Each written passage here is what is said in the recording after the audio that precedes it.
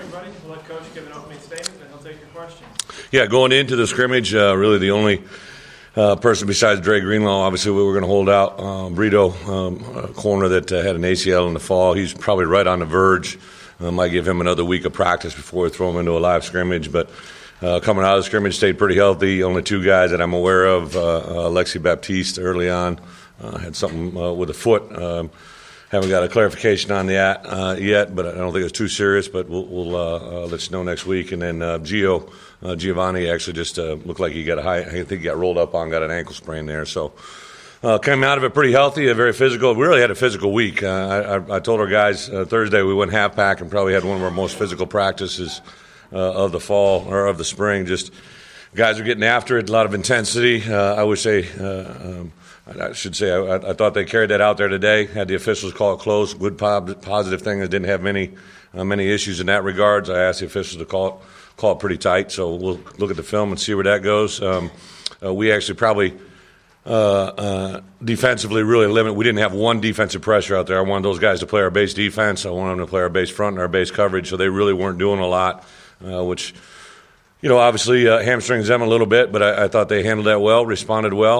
Obviously, a couple of big plays that we got to get cleaned up on support, but we got guys in different positions than they've been, and especially up front, playing the technique that we're asking them to play, just get a little bit used to. Offensively, I thought our ones especially did some really good things. We ran the ball really with all three, ones, twos, and threes pretty well. I knew Raleigh and Devois do good, but I was really excited to see Malik and J-Day get out there and do those things. The quarterbacks, obviously, outside of Austin, need to continue to improve on making decisions, accuracy, throwing the football.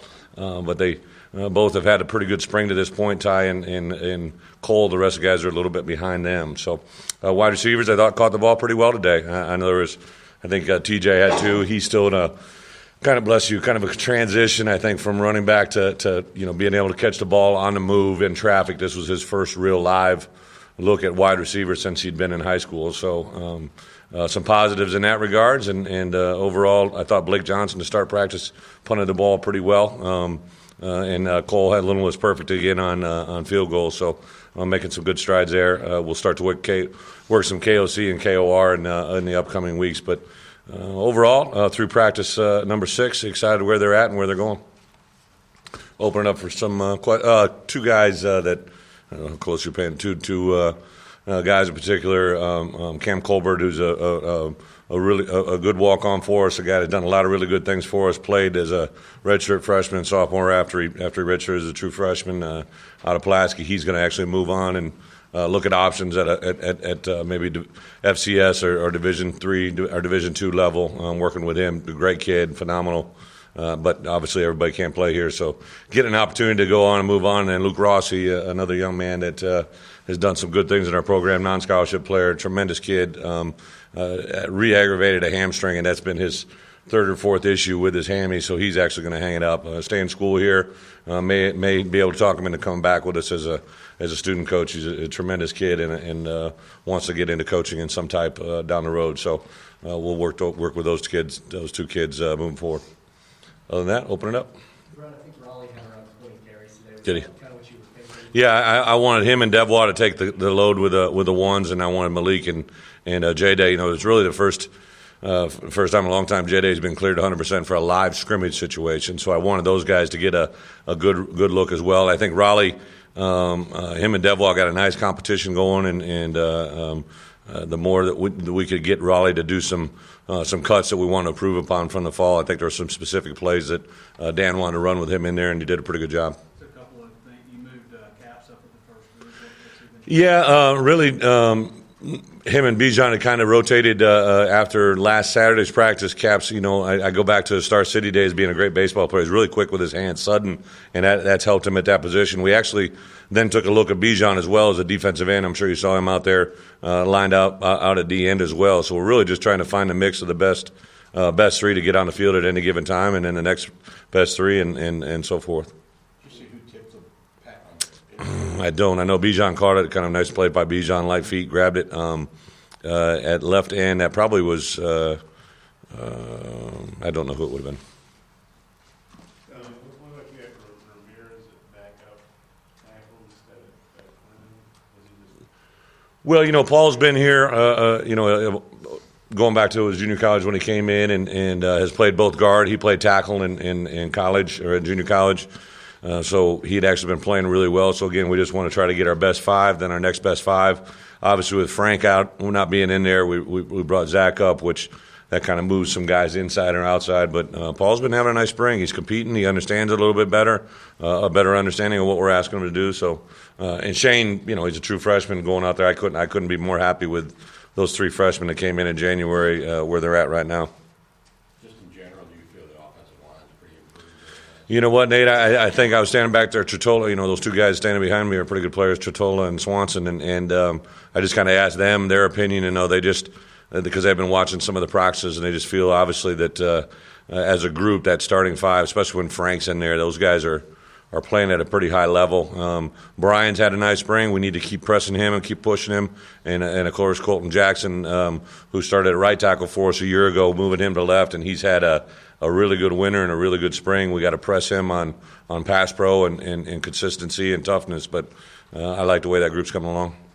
Are you sensing any separation between Ty and Cole at this point for that practice? No, I wish they would, but it's also good that there isn't. They both do some good things and then do some things that aren't so good. And I do think Ty's playing as well as he's played since he's been here. Today wasn't his best day, but he was still pretty good in some things. His command and presence and his composure are always really good. Cole tries to do a lot of things. They're kind of two different personalities.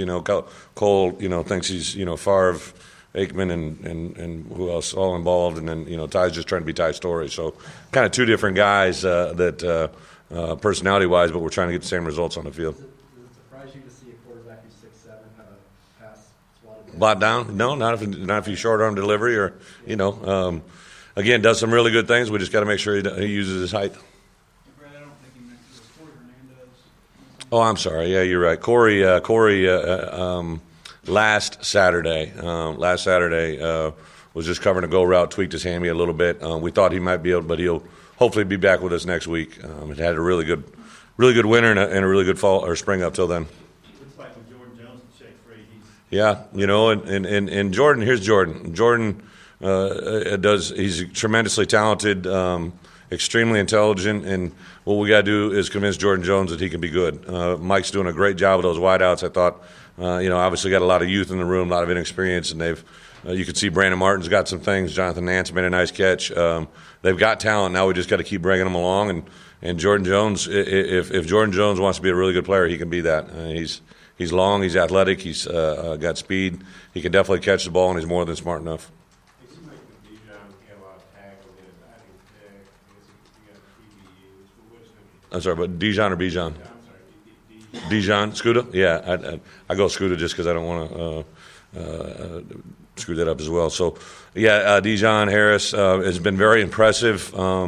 Played him a year ago with the hopes that this year would be more of a calming time for him, and that's exactly what's happened. He's kind of had to take a leadership role out there without Dre out there. I think he's doing some good things now, but he just keeps getting better every day. He's very serious. What I love about him, and it's the same thing I saw in high school film, he's a very playmaker type oriented player. He makes the plays, but then he also makes a couple extra plays that are special. He's breaking on a ball here. I think there was 2 plays in a row where he made a tackle and made a nice pass breakup. He just I think is only going to get better. And then you probably didn't see Vernon Hargraves wasn't out there today as well. Vernon lost his brother early in the week, so was at a funeral. So those guys I think really responded well today and did some good things as we go. Can you see Josh Harris and Grant Morgan contributing special teams? Josh has got great motor and is so he's got great savvy. He's got to be able to. He's a little bit limited, in his height, but he uses that as an advantage. He wears it on his sleeve. But yeah, he could be he was a good player for us last year on certain phases. I think we got to be very, very aware of him. And then I think Grant Morgan, even a year ago, my defensive coaches came to me after probably the second week and said, "Coach, if you want to play Grant on special teams, you probably could. He'd probably be able to contribute." So he's slippery. He's smart. A very intriguing young man that I'm excited to see him get out there. Kyrie Fisher looked like he was using some more Yeah, Kyrie's been impressive. One thing you're not going to have to worry about. Kyrie will be physical. He's made probably 2 of the bigger hits in spring ball. Enjoys contact. Enjoys to talk a little as well. So he's for a true freshman coming in January, his upside. I grabbed him the day before. I love his contact. I need him to be a little more disciplined where we're asking him to go. And then anytime he plays with long arms, he's got good length. And when he plays with his hands out in front of him, he's a very effective player. When he plays like Tyrannosaurus Rex, they grab into him. So we got to get him to extend his arms. You said Nate Dalton was at corner just because he had some injuries? No, we switched Nate in the corner. Even going back to last year in bowl prep, I think we did that, and then he's really excelled. I thought he's had a good spring. He's been physical. I don't know if a play came his way today, but I just think he's done a lot of things away from the game too. We kind of had some heart-to-heart moments in December about where he needed to go and how he needed to get there. He's kind of cleaned himself up a little bit and really excited where he's going. The yards after contact, what do you want to see from the running backs? But does it concern you a little bit from the defensive standpoint, or is it just early? Well, I think 2 things. Anytime you go 1s, 2s, 2, you want the best competition. So if one has success, the other is obviously not going to in certain regards. But I think Raleigh and Dev are 2 of the better backs in the SEC, hopefully. Obviously, Raleigh's a returning leading rusher, and Dev was a very gifted player. I think this is our first tackle session of the spring. I would not allow our guys to go low. You saw, obviously, one guy went low early, and I got all over him. I just don't want to put our guys at risk. So that really puts our defensive guys at a disadvantage. I know when Malik got a shot on Reed Miller there, that really pissed Reed off just because he knows he would have went low and got him down. So it's one of those things that we have to do it for safety-wise, but it really puts you at a disadvantage defensively for something like that. I had to do like 130 or so plays. Yeah. A little bit deeper, longer scrimmage than maybe do early. Yeah, my goal today, so we had 32 scripted plays. Before the half, we had 12 with the ones, because it's going to be mirrored. We had 12 first down plays, 12 third and short, and then we had 8 in the red zone to give us 32 with the ones and twos, and then there were 18 plays scripted with the threes. And then I wanted to come back and get over 45 with the ones and twos after the half, moving the ball, and we got 52 with the ones and 52 with the twos, and then the rest were all threes. So it just kind of happened to work out that way. But I wanted to get somewhere around that, what you could say might be 2/3, 3/4 of a game.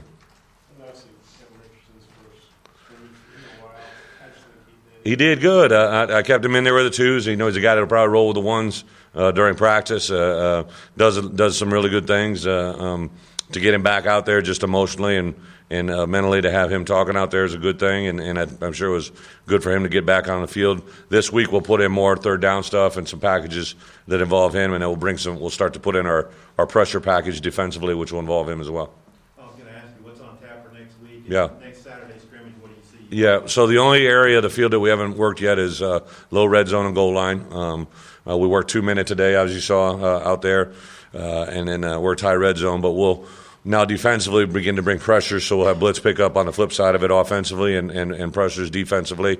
And then the other big areas that obviously we got to explore is 4-minute O, and then we'll continue to modify our red zone goal line package. Was it weird to walk in there without the Broyles? Yeah.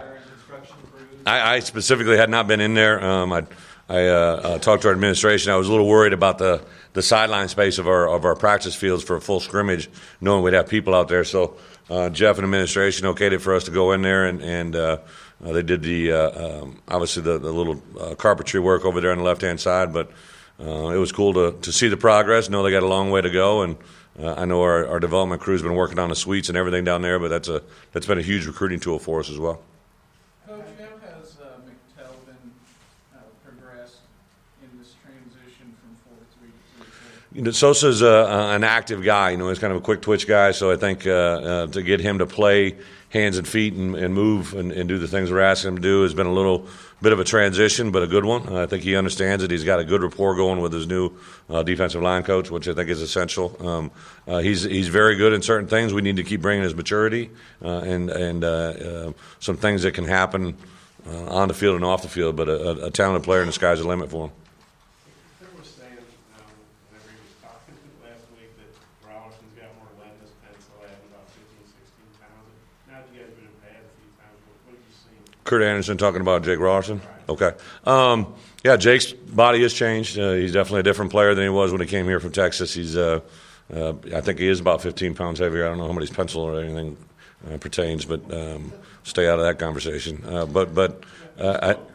know. I don't think we should quote Kurt Anderson very often,